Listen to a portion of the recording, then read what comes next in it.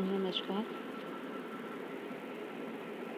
Company law FIBCom semester 1. આપણે કંપનીની સ્થાપના વિધિ એના 3 તબક્કાઓ અને ત્યારબાદ સ્થાપકોની ફરજ અને જવાબદારી શું બને છે કંપની સ્થાપના વિધિ અને સ્થાપના વિધિ પછી. એ પછી આપણે કંપનીની રચના સ્થાપના સંબંધે સેક્રેટરીની ફરજો વિશે વાત કરીએ. તો કંપની સેક્રેટરી છે એ કંપનીમાં ખૂબ જ અગત્યનું સ્થાન ધરાવે છે. કંપનીનું કદ અને ધંધાનો પ્રકાર, તેની નિમણૂકતા, કરારો અને શરતો તથા સંચાલક મંડળે જે કામ સોંપ્યું છે તેના આધારે કંપની સેક્રેટરીનું જે કાર્ય છે એ નક્કી થાય છે. કંપની સેક્રેટરીના કાર્ય અને સેવા કેટલા બધા મહત્ત્વના છે કે એ કંપની ધારાના બધા જ કાર્ય કરે છે, કંપનીના વહીવટકર્તા તરીકે કાર્ય કરે છે અને કંપનીના રોજબરોજના વહીવટી કર્મચારી તથા એની કર્મચારી તરીકેની ફરજો પણ બજાવે છે. અને કંપનીનું અસ્તિત્વ જ્યાં સુધી હોય ત્યાં સુધી સેક્રેટરીના કાર્ય અને સેવાની કંપનીને જરૂર પડે છે.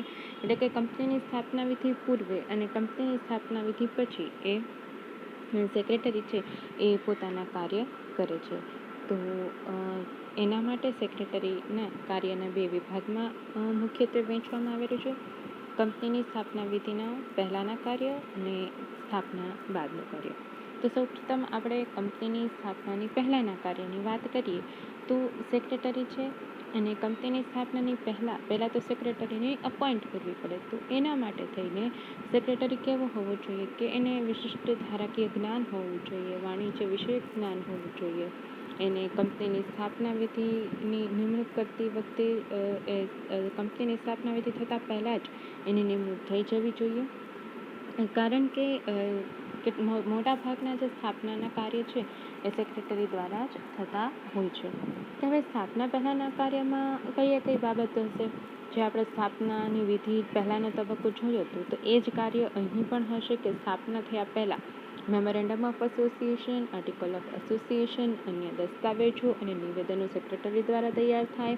કંપનીના જે ધ્યેયો છે એના આધારે નાણાકીય સગવડ કરવી, મિલકતોની સગવડ કરવી, વાટાઘાટ કરવી, ડાયરેક્ટરો છે, શરાફો છે, ઓડિટરો છે એના નામની યાદી તૈયાર કરવી, એની નોંધણી કરાવવી, દસ્તાવેજો છે, નિવેદનો છે એના માટેની જે જરૂરી ફી છે એ કંપની રજિસ્ટ્રાર સમક્ષ મોકલવી અને કંપની નોંધણીનું પ્રમાણપત્ર મેળવીને કંપનીને કાયદેસર રીતે અસ્તિત્વમાં લેવાની. તો આ પ્રક્રિયા સ્થાપના પહેલાંના કાર્ય છે. તો આ બધા જ કાર્ય સેક્રેટરી દ્વારા કરવામાં આવે છે.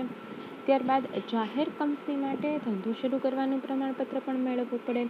તો એના માટે વિજ્ઞાપન પત્ર તૈયાર કરવું, વિજ્ઞાપન પત્રમાં કોઈ ભૂલ ન હોય એ જ જોવું, કારણ કે જો એમાં ભૂલ રહી જાય તો જવાબદારી સ્થાપકોની બને. તો વિજ્ઞાપન પત્ર કોઈ પણ ક્ષતિ વગર તૈયાર કરવું, નોંધાવવું, બાહેંધરી દલાલો તૈયાર કરવા, એમની સાથે વાટાઘાટો કરવી, બેંકમાં ખાતું ખોલાવવું, શેર બહાર પાડી અને મૂડી ભેગી કરવી, અરજી મંગાવી, શેર વહેંચણી કરવી, વધારાની મૂડી પરત મોકલવી.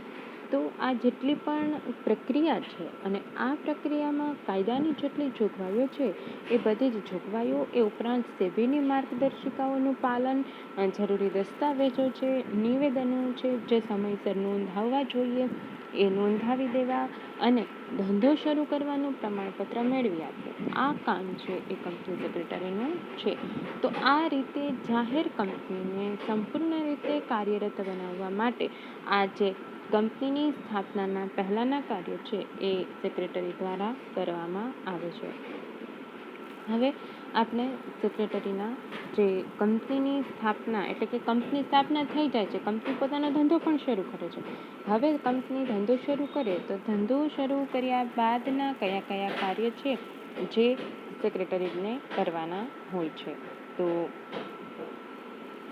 એમાં એક તો સેક્રેટરીની નિમણૂક સ્થાપના પછી કરવામાં આવે તો એની ફરજો અને કાર્યમાં જોઈએ એક તો નાણાકીય બાબતોનું ધ્યાન રાખવું, નિયંત્રણ રાખવું, નાણાં ભેગા કરી આપવા, વિજ્ઞાપન પત્ર તૈયાર કરીને રજિસ્ટર સમક્ષ નોંધાવવું, વાર્ષિક હિસાબો તૈયાર કરવા, એનું ઓડિટિંગ કરાવવું, ઓડિટરોની નોંધણી કરાવી, ડિરેક્ટરોની સૂચના અનુસાર કંપનીની જે પણ કોઈ સભા બોલાવવાની છે એ સભા બોલાવી, કંપની સભાની નોંધ રાખવી, નિવેદનો, જરૂરી દસ્તાવેજો રજિસ્ટ્રારને મોકલાવવાના, ધંધાકીય જોગવાઈઓનું પાલન કરવું, ડિવિડન્ડની વહેંચણી કરવી, શેર ફેરબદલીની વિધિ કરવી. તો આ અંગેની તમામ વ્યવસ્થા છે એ સેક્રેટરી દ્વારા થાય છે. જરૂરી તમામ મહત્વની ફરજો બજાવે છે અને એમાં જેટલા પણ કાર્ય છે, ફરજ છે, એને સરળતાથી સમજવા માટે એને 5 વર્ગમાં વિભાજિત કરી શકાય છે. કંપનીના અધિકારી તરીકેની ધારાકીય ફરજો, ડાયરેક્ટરો પ્રત્યેની ફરજો, સભ્યો પ્રત્યેની ફરજો, જનતા પ્રત્યેની ફરજો અને વહીવટકર્તા તરીકેની ફરજો. એટલે કે આ 5 ભાગમાં કંપનીના અધિકારી તરીકે સેક્રેટરીએ કઈ ફરજ બનાવવાની છે, ડાયરેક્ટરોએ સોંપેલા કામ પ્રત્યે સેક્રેટરીની શું ફરજો છે, કંપનીના સભ્યો પ્રત્યે સેક્રેટરીની શું ફરજ છે, જાહેર જનતા પ્રત્યે પણ સેક્રેટરીની ફરજો છે અને એક વહીવટકર્તા તરીકે પણ કંપનીમાં સેક્રેટરીની ફરજ છે.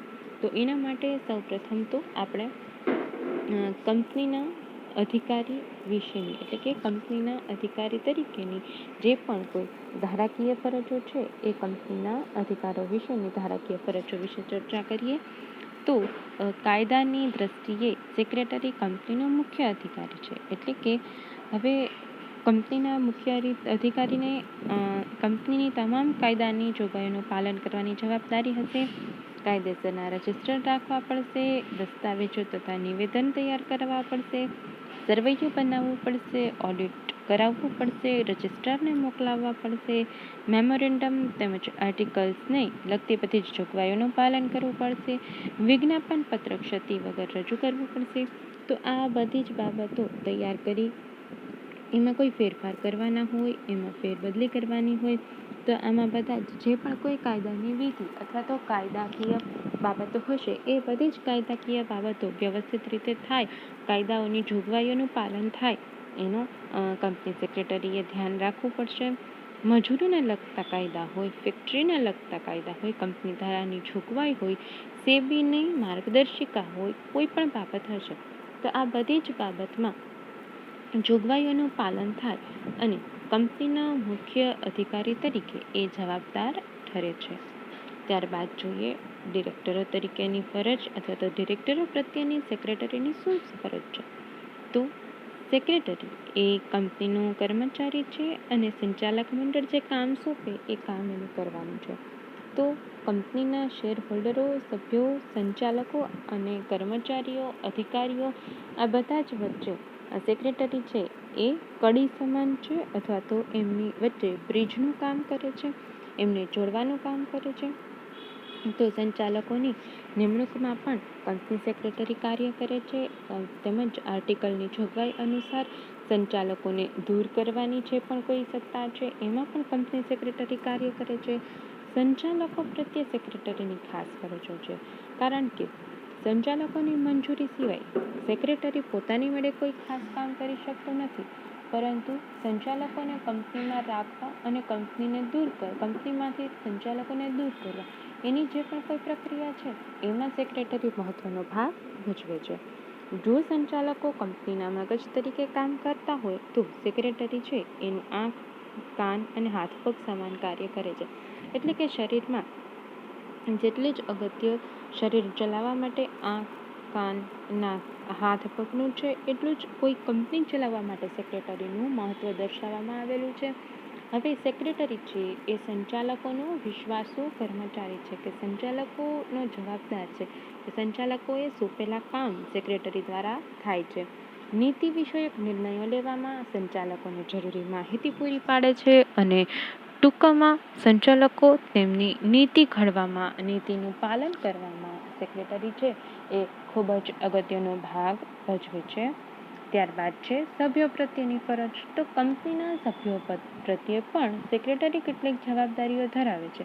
એટલે કે શેરહોલ્ડરોની સભામાં હાજરી આપે છે, નિર્ણયો આપે છે અને કાર્યની નોંધ રાખે છે, શેર વહેંચણી કરે છે, શેર ફેરબદલી કરે છે બાકી આવેલા હપ્તાની નોંધ રાખે છે, ડિવિડન્ડની વહેંચણી કરે છે, નોટિસ બહાર પાડે છે, સરવૈયાઓનું કામ કરે છે અને આ ઉપરાંત મીટિંગ્સ ગોઠવે છે. મીટિંગની પહેલાંના અને મીટિંગ પછીના જેટલા પણ કાર્ય છે, મિનિટ્સ છે, કોરમ છે, આ બધી જ વસ્તુની નોંધ રાખે છે અને મીટિંગની જે પણ કોઈ મિનિટ્સ હશે, નોંધ હશે, એ પણ ચેરમેનને સોંપે છે. તો આ બધા જ કામ સેક્રેટરીના છે.